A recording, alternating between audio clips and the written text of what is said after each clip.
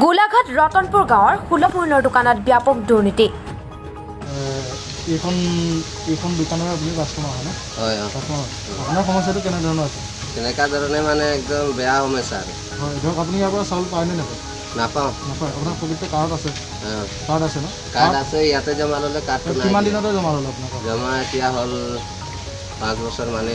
5 বছৰ হ'ল। কাৰ্ডখন জমা ল'লে আপোনাক চাউল নিদিয়া দিছিল। আপোনাৰ ঘৰৰ সদস্য? গোলাঘাট ৰতনপুৰ গাঁৱৰ সুলভ মূল্যৰ দোকানত ব্যাপক দুৰ্নীতি। কেইবা বছৰৰ পৰাই গ্ৰাহকৰ মূৰত মাধমাৰ সোধাই আহিছে। ৰতনপুৰ গাঁৱৰ নিৰ্বাহী শ্ৰী ঘনকান্ত গগৈ নামৰ ব্যক্তিজনে আজি বহুদিনৰ পৰা BPL আৰু APLৰ যিসকলে চৰকাৰৰ পৰা ৰেচন কাৰ্ডৰ নামত বিনামূলীয়া চাউল পায়, সেইসকলক প্ৰাপ্যৰ সামগ্ৰীৰ পৰা বঞ্চিত কৰি নিজৰ মতে চাউল বিতৰণ কৰে। আৰু তেনেকুৱা কোন আছে যিসকলে দোকানখন পচন্দ নকৰে বা তেওঁ এই দোকানখনৰ লগত জড়িত হৈ থাকিব নিবিচাৰে? আপোনালোকে আছে নেকি যে এইখন দোকান আপোনালোকৰ পচন্দ নহয়? আমি তো চাউল তাউল নেপাওঁ, সেইটো খাতিৰে আমাৰ হেৰি হৈছে মানে আমি ফৰ্ম পূৰালেও নেপাওঁ। নাই, 3বাৰ পূৰাইছে, এবাৰ নহয় 3বাৰ। দোকানখন চিল লগাই হওক, চিল লগাৰ ব্যৱস্থা কৰি দিওঁ, আমিও চিল লগাৰ ব্যৱস্থা কৰিম। তেতিয়াহ'লে আপোনালোকেও বেলেগ কাষ্ট এজেণ্ট বিচাৰক, যদি এজন এজেণ্ট তাকো যদি আপোনালোকে একো লাভ নাই, যিসকলৰ কাৰ্ড আছে সেইসকলৰ চাউল পোৱা নাই, কাৰ্ডখন জব্দ কৰি ৰাখিছে, তেতিয়াহ'লে নথকাই দেখিছে দোকানখন। আমাৰ হিচাপে এতিয়া ভোট লিষ্টটো চায়ে চাউলটো খাব লাগে, হয় নাই?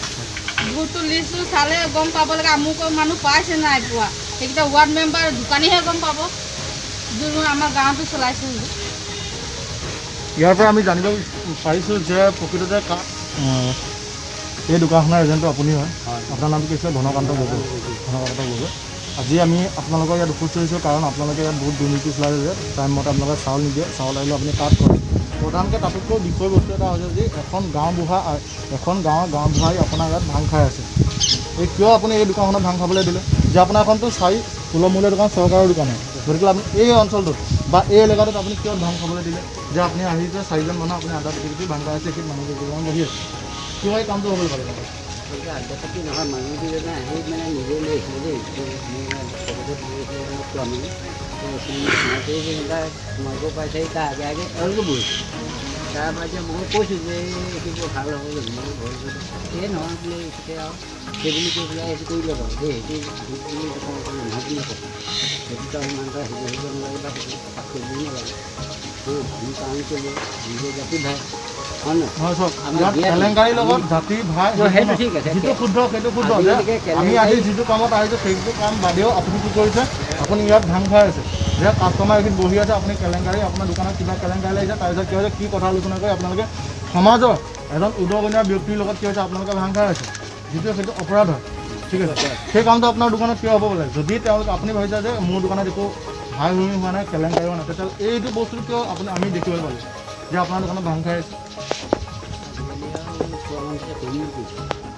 নে আপোনাৰ দোকানত কিবা গাঞ্জাও পায় নেকি? আজি বৰ্তমান তাৰমানে কিবা এটা চক্ৰত কৰি পেলাই এইটো হ'ল।